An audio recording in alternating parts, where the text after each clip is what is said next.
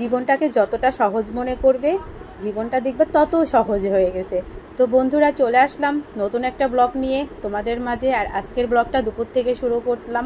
আর এই দুপুরটা কিন্তু মানে ব্যস্ততার সময় অনেক ব্যস্ত থাকি, তারপরেও যে মানে ভিডিওটা করতে পারি আমি আসলে অনেক খুশি যে আমি তোমাদের সাথে এই ভিডিওগুলো শেয়ার করতে পারি। আর এই যে দুপুরে কিন্তু স্নান করে ছাদে চলে গেছিলাম, আসলে কিছু বাসন, ঠাকুরের বাসন ছিল, এগুলো ধোয়ার জন্য। তো দেখো আমি ছাদ থেকে চলে আসলাম, এসে রান্নাবান্নার আয়োজন শুরু করে দিছি। আর আমি আজকে কিন্তু ইলিশ করব, আর এইটা হবে সর্ষা ইলিশ। আর এই সর্ষা ইলিশটা কিন্তু দেখো রান্না করার জন্য আমি তেল, লবণ, হলুদ এগুলো দিয়ে কিছুক্ষণ মাখা রাখলাম। এটা তোমার আধা ঘন্টার মতন মাখা ছিল। আর এটার ভিতরে লবণ চলে যায়। এদিকে দেখলাম যে খিদা লেগে গেছে, ডালটাও হয়ে গেছে, ডালটা সংবাদ দিয়ে চলে আসলাম আবার একটু খাইতে।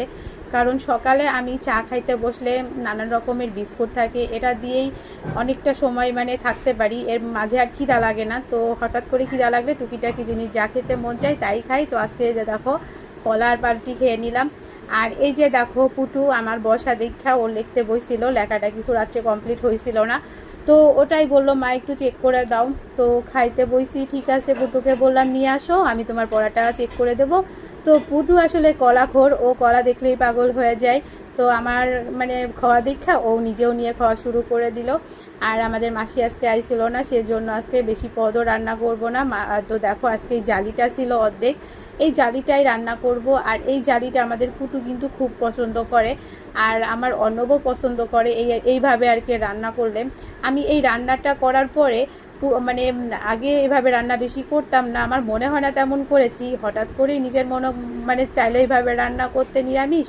তো এত স্বাদ হয়েছে মানে খেতে। তো এখন থেকে মানে ওরা সুযোগ পেলেই বলে মা এর ভিতরে কোনো মাছের কাঁটা টাটা দিবা না, এভাবেই রান্না করে দাও। তো দেখলাম যে ঠিক আছে, পোলাপান পছন্দ করে সেভাবেই রান্না করি। আর খেতেও কিন্তু আজকে আরও বেশি স্বাদ হয়েছিল, কারণ একটু ঝাল বেশি হয়েছিল। আসলে আমি জানতামই না এই মরিচটা এত ঝাল, খাওয়ার পরে দেখি প্রচণ্ড ঝাল। আর এর আগে মরিচটা কাটটা দেওয়ার সময় দেখি হাত জ্বলতাছিল।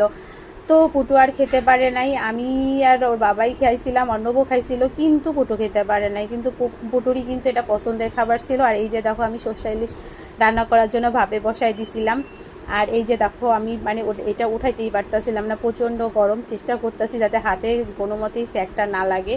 তো ফাইনালি কিন্তু উঠাইতে পারছি, আর আমার হাতেও কোনো রকম সমস্যা হয় নাই। তো খেতে কিন্তু খুবই স্বাদ হয়েছিল। আর এটা অন্যরকমভাবে রান্না করছি, তোমরা যদি এটার রেসিপি চাও অবশ্যই আমি তোমাদের সাথে শেয়ার করবো। আর এটা খাবো আমরা লেবু দিয়ে, কাগজি লেবু। আর এর জন্যই মানে এই লেবুটা কাটতে চলে আসলাম। আর এই